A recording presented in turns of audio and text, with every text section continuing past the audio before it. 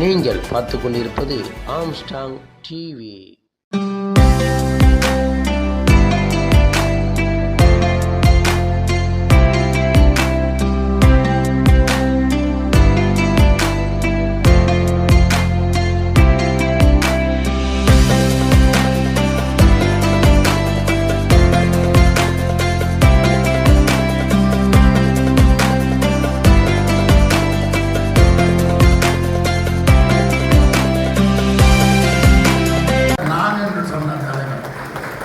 வருமுன் காப்பவன் தான் அறிவாளி, அது வந்த பின்னே தவிப்பவன் தான் ஏமாளின. பார்த்தீங்கன்னா முத்தமிழ் முருகன் மாநாடு, அந்த மாநாட்டினுடைய மலர் பாருங்க. நம்ம அருமை இந்து சமய அறநிலைத்துறை அமைச்சர் நடத்திய அந்த மாநாட்டினுடைய மலர் தான். அந்த மலருக்கு முதல் அணிந்துரை கொடுத்திருக்கிறது யார் தெரியுமா? தமிழகத்தினுடைய முதலமைச்சர் மு.க. ஸ்டாலின் அவர்கள். இரண்டாவது அணிந்துரை நமது துணை முதலமைச்சர் அருமை தம்பி உதயநிதி ஸ்டாலின். இதுல யாரெல்லாம் கட்டுரைகள் எழுதியிருக்காங்கன்னா, அமெரிக்காவை சேர்ந்த முருக பக்தர்கள், கனடாவை சேர்ந்த முருக பக்தர்கள், மலேசியாவை சேர்ந்த முருக பக்தர்கள் எல்லாம் முருகனுடைய அந்த வழிபாடு எப்படி தொன்மையானது என்பதற்கு பல நூற்றுக்கணக்கான கட்டுரைகள் இதில் அடங்கி இருக்கிறது. முருகன் சம்பந்தப்பட்ட அந்த முக்கியமான அறிஞர்களுடைய பெயரால் விருதுகள் கொடுக்கப்பட்டிருக்கிறது. பாம்பன் சுவாமி விருதுகள் ஒரு அறிஞருக்கு, அதே மாதிரி போகர் சித்தருடைய பெயரால் நம்ம மருத்துவர் சிவராமனுக்கு விருது. துறையில நம்ம தலைவர் சொல்லியிருக்காரு, அந்த தண்டாயுதபாணி சாமி திருக்கோயிலில் அதன் சார்பாக இருக்கின்ற அனைத்து பள்ளிகளிலும் கல்வி நிறுவனங்களிலும் 4000 மாணவர்களுக்கு தினமும் காலை சிற்றுண்டி இலவசமாக நம் இந்து சமய அறநிலைத்துறை அமைச்சர் வழங்கி கொண்டிருக்கிறார். அதுல 111 பேருக்கு கருணை அடிப்படையில் வேலை கொடுக்கப்பட்டிருக்கிறது. 1298 பேர் டெம்பரவரியா வேலை பார்த்தவங்களை நிரந்தர பணியாளர்களாக பழனி தண்டாயுதபாணி சாமி திருக்கோயில் பணியமர்த்தப்பட்டிருக்கிறார். அதே மாதிரி கிட்டத்தட்ட 697 கோடி ரூபாய் 6 படை வீடுகளுக்கும் அந்த நிதியை ஒதுக்கி 6 படை வீடுகளில் இருக்கக்கூடிய முருகன் கோயில்களை தரம் உயர்த்துவதற்கு நிதி ஒதுக்கியவர் நம் இந்து சமய அறநிலையத்துறை அமைச்சரும் நம் மாண்புமிகு தமிழக முதலமைச்சர் அவர்கள் தான். ஆனா முருகனை வச்சு ஓட்டு கேட்கணும்னு அந்த குரூப்பு பிறப்பிச்சு. ஏற்கனவே 2021 வேல் யாத்திரை, பாத யாத்திரை. எதுக்கு? முருகன் நம்மளை ஜெயிக்க வைப்பார். வெற்றிவேல் வீரவேல், வெற்றிவேல் வீரவேல். கொண்டு போறது யாரு? முருகன். அவர் வேறு வேண்டுதல் வச்சிருக்கிறது யாரு? முருகன் கடவுள்கிட்ட. தூக்கிட்டு போறது இது வேல்கம்பு. அந்த முருகன் தாராபுரம் தொகுதியில நம்முடைய அருமை சகோதரி கயல்விழி செல்வராஜ் அவர்களிடம் தோற்று போனார். அப்ப முருகன் வேல்கம்பை புடுங்குறப்பே நினைச்சிட்டாரு, என்கிட்ட இருந்த ஒரே ஆயுதம், அதையும் புடிங்கிட்டு கிளம்பிட்டாங்க. உங்களுக்கு நான் வைப்பேன் பாருங்க ஆப்பு, அப்ப நீங்க யாருன்னு தெரிஞ்சுக்குவீங்கன்ட்டு தலைவராக இருந்த முருகன் மட்டும் தோல்வி அடையல. அப்பொழுது புதிதாக கட்சியில் இணைந்த அண்ணாமலை அரவக்குறிச்சி தொகுதியிலும் மொஞ்சனூர் இளங்கோ என்ற ஒரு சாதாரண தொண்டனிடம் தோல்வி அடைந்தார். அதுக்கப்புறம் முருகா எப்படியாவது எங்களை ஜெயிக்கவையே, ஆகா ஆகா. நீலகிரி தொகுதியில போய் நமது துணை பொதுச் செயலாளர் அருமை அண்ணன் ராசா அவர்களை எதிர்த்து நின்று அப்பையும் முருகன் தோத்து போனார். கோயம்புத்தூர்ல கணபதி ராஜ்குமார் என்ற நமது திராவிட முன்னேற்ற கழகத்தின் தோழருடன் தோல்வி அடைந்தவர் அண்ணாமலை. பல தடவை முருகன் உங்களுக்கு ஆப்பு வச்சிருக்காரு. அதே முருகன் போய் 2026 திமுக தோற்கடிக்க வேண்டும் முருகா, திராவிடம் ஒழிய வேண்டும் முருகா. நானே திராவிட இயக்கத்தில் முக்கியமான உறுப்பினர். எதை வச்சு முருகனை திராவிட இயக்கத்தினுடைய உறுப்பினர் சொல்றேன் தெரியுமா? முதல்ல மாநில சுயாட்சிக்கு குரல் கொடுத்ததே என் அப்பன் ஞான பண்டிதன் முருகன் தான். வீட்டில் அவருக்கு ஒரு பிரச்சனை வந்துருச்சு, ஞானப்பழத்தை கொண்டு வர்றாரு நாரதர். இதோ ஞானப்பழம். அந்த ஆளுக்கு எவனோ கொடுத்துருக்கேன் தின்ட்டு பேசாம வீட்டில் படுத்திருக்கலாம். நேர சிவபெருமான் ஃபேமிலியில் கொண்டு வந்து இந்த ஞானப்படம் உடனே அவர் வாங்கி சிவபெருமான் வாங்கி ரொம்ப நன்றி மாப்பிள்ள அப்படின்ட்டு வாங்கி சாப்பிட்டு பேசாம இருந்திருக்கலாம்.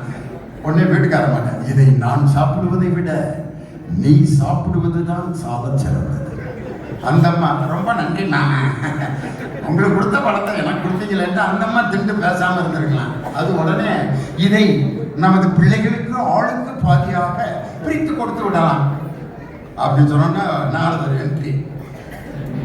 மாம்பழத்தை இரண்டாக பிரிக்க கூடாது, ஒருவருக்கு தான் கொடுக்க வேண்டும். உடனே நீங்கள் தான் போட்டி வைப்பதில் நல்லவராயிற்று, நமது பிள்ளைகளுக்கு ஒரு போட்டி வையுங்கள். உடனே யார் உலகத்தை முதலில் சுற்றி வருகிறீர்களோ அவர்களுக்குத்தான் இந்த ஞானப்படம் அப்படின்னா பெரிய மையன் விநாயகர் அவர் உலகத்தை அந்த உடம்பை தூக்கி என்னைக்கு சுத்தி முடிக்கிறது நடந்து வர்றாரு. என்ன நடக்கிறதுக்கே 1.5 மணி நேரம் ஆகுது.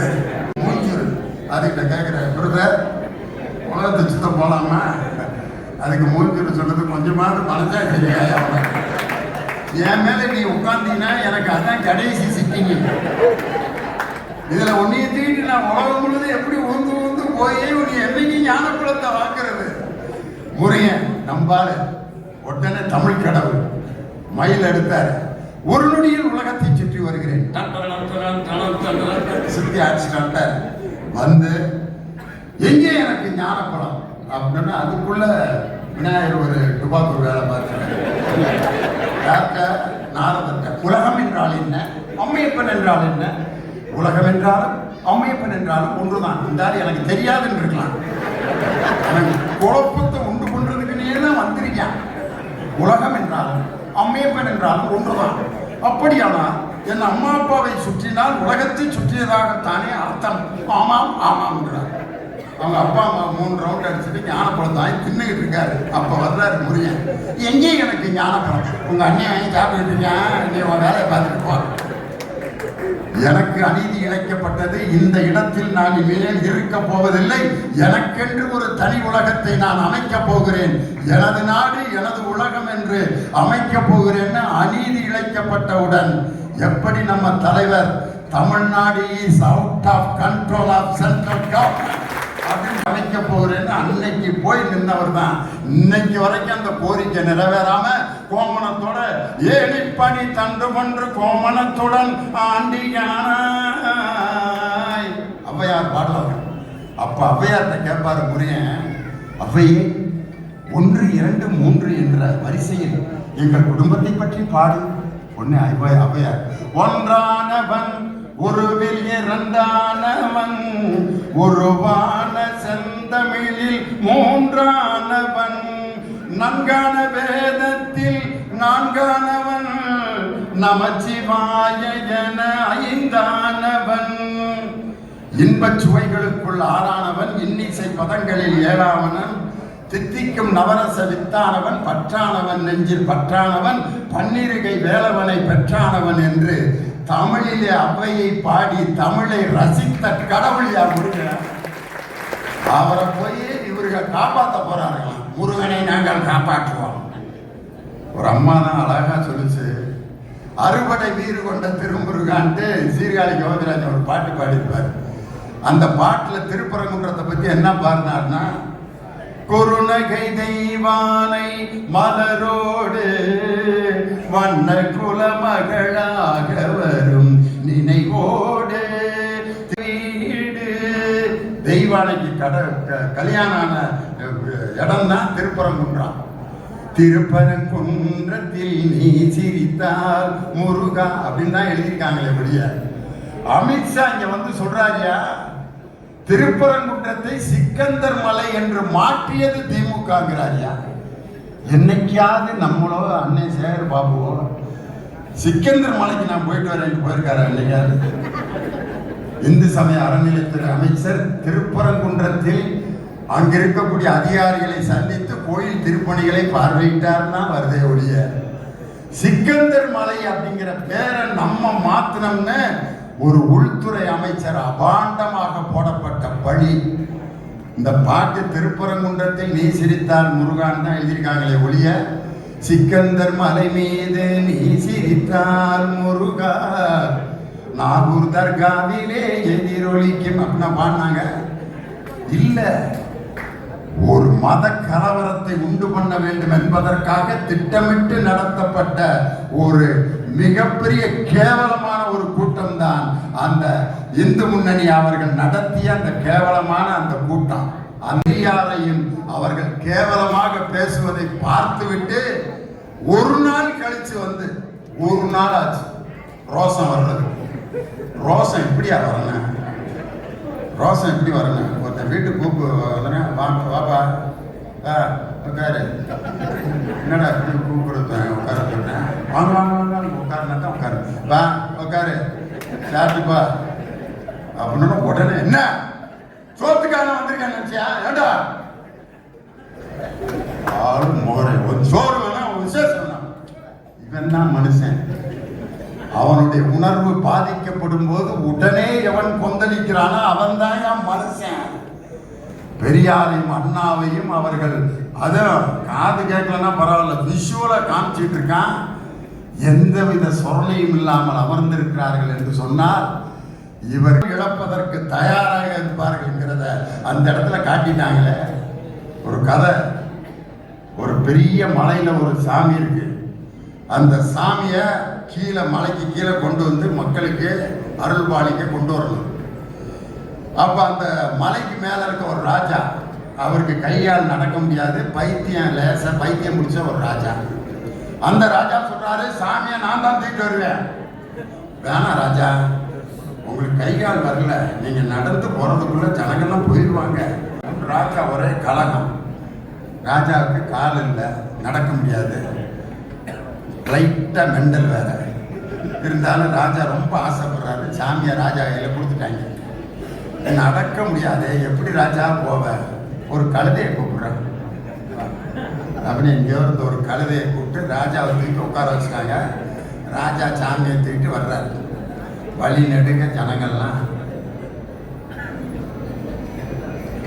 அப்படின்னு கும்பிடுவோம். கழுதை என்ன நினைச்சிருச்சு, நம்மளைத்தான் எல்லாரும் கும்பிடுறாங்க அப்படின்ட்டு மண்டைய அப்படியே ஆட்டிக்கிட்டு சந்தோஷமா வருது. எது கழுதை.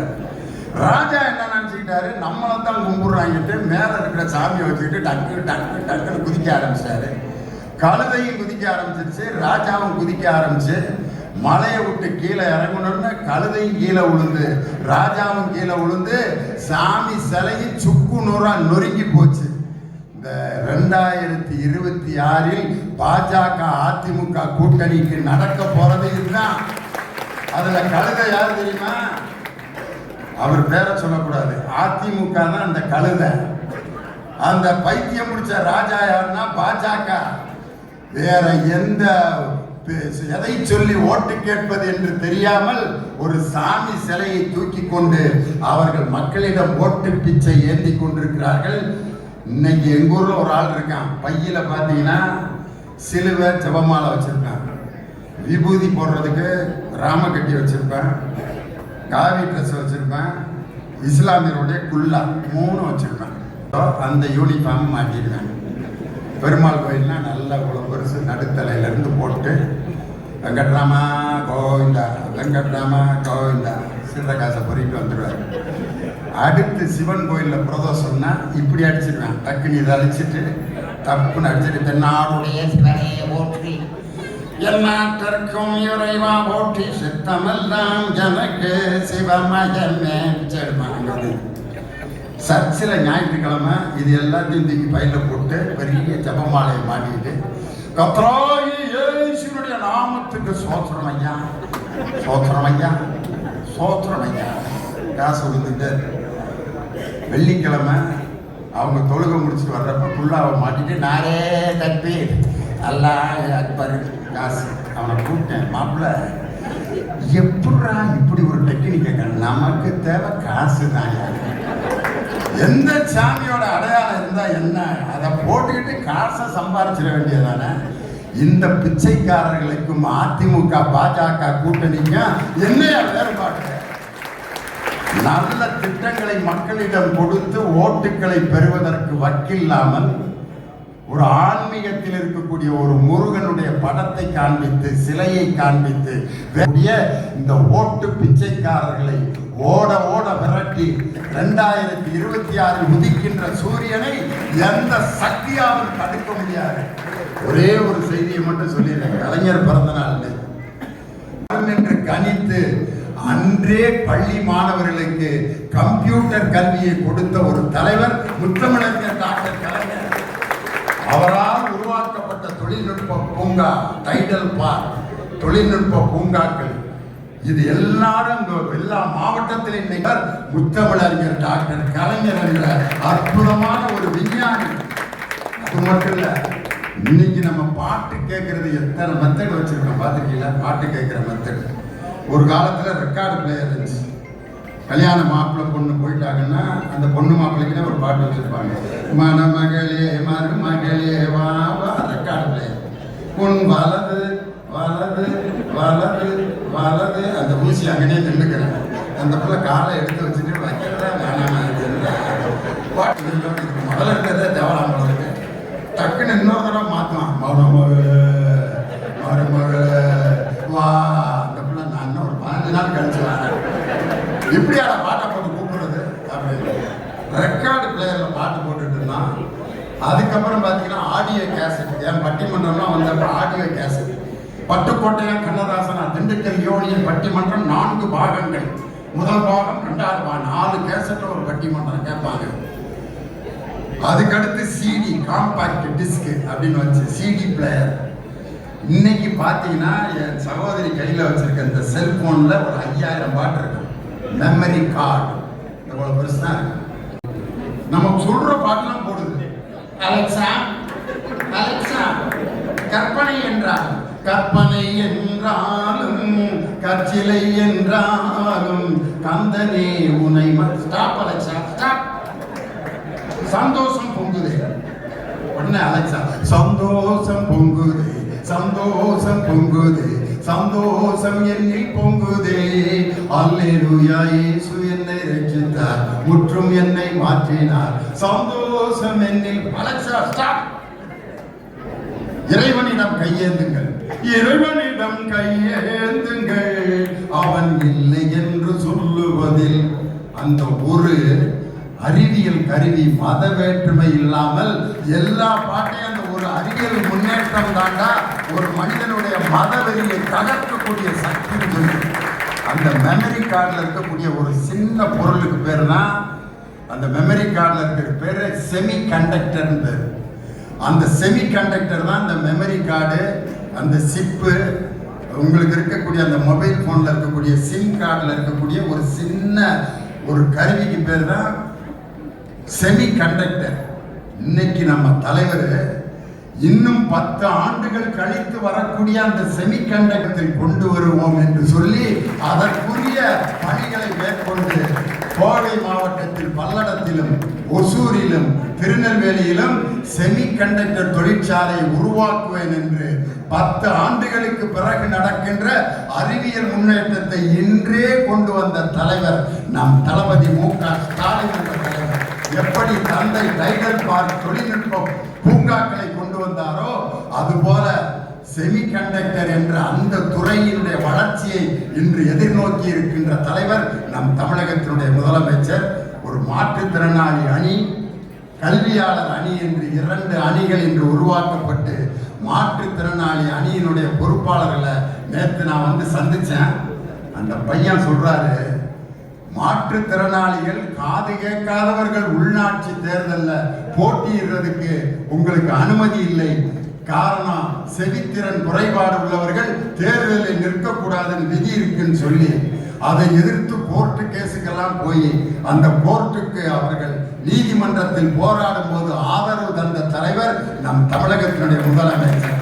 உள்ளாட்சி மன்றத்தில் உங்களுக்கு பிரதிநிதித்துவம் கொடுப்பது என்னுடைய பொறுப்பு, இதை ஏற்றுக்கொள்ளுங்கள் சொல்லி இன்னைக்கு 12,000 பேர் உள்ளாட்சி மன்றத்தில் நியமன உறுப்பினர்களாக மாற்றுத்திறனாளிகளை நியமித்த புரட்சியை தந்தவர் நமது தளபதி மு.க. ஸ்டாலின் என்று சொல்லி இன்னைக்கு எம்ஜிஆர் பாட்டை பாடினா தான் இந்த குரூப் ஏடிஎம்கே குரூப்புகளுக்கு சரியா இருக்கு. அன்னைக்கே எம்ஜிஆர் பாடிட்டார்.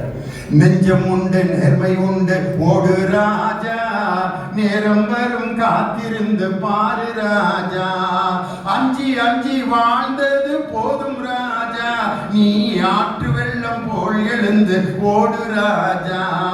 எடப்பாடிக்குனே அடுத்த வரி எழுதியிருக்காரு கண்ணதாசன்.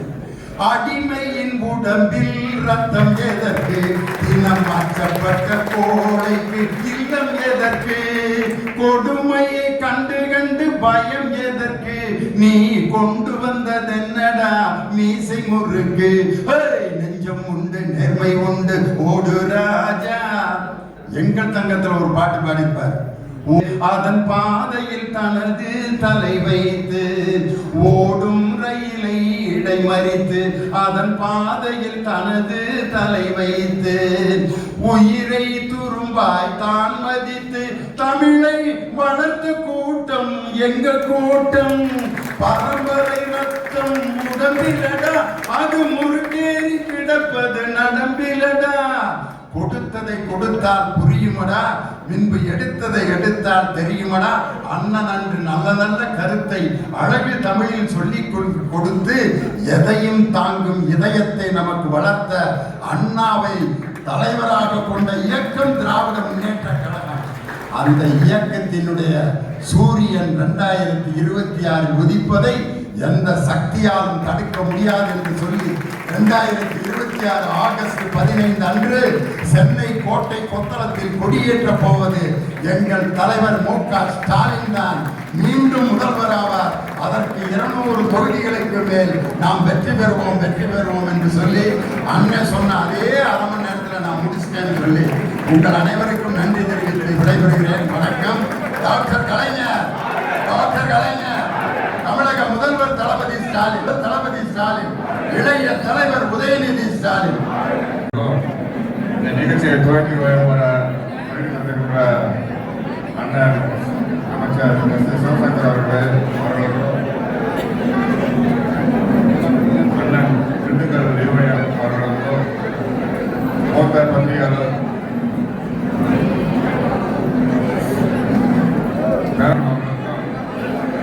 கலைஞர் ஆண்டாள் பிரியதர்ஷினி அவர்களுக்கும் சட்டமன்ற உறுப்பினர் அண்ணன் ஜோசப் அவர்களுக்கும் பகுதிகளுடைய செயலாளர் என்டிஆர் நாகராஜ் அவர்களுக்கும் மண்டல குழு தலைவர் அண்ணன் பி.கே. மூர்த்தி அவர்களுக்கும் இந்த நிகழ்ச்சிக்கு வருகை தந்திருக்கின்ற மாவட்ட கழக நிர்வாகிகளுக்கும் மகளிர் அவர்களுக்கும் மாவட்ட உறுப்பினர்களுக்கும் வட்டக்கழக நிர்வாக செயலாளர்களுக்கும் மற்ற அணியினுடைய அமைப்பாளர்களுக்கும் அனைவருக்கும் சென்னை கிழக்கு அம்பத்தூர் கிழக்கு போய் சார்பாக மனமாக தெரிவித்துக் கொள்வோம். நன்றி, வணக்கம்.